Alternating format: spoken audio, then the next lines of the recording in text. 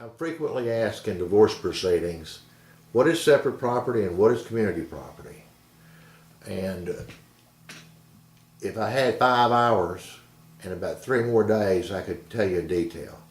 But generally, community property is what you acquire during your marriage. It is not a gift, a devise, or from descent, or owned before marriage.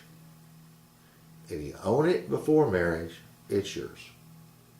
If it's a gift from your father, your mother, your wife, your husband, your child, or any third party, it's separate. It's yours.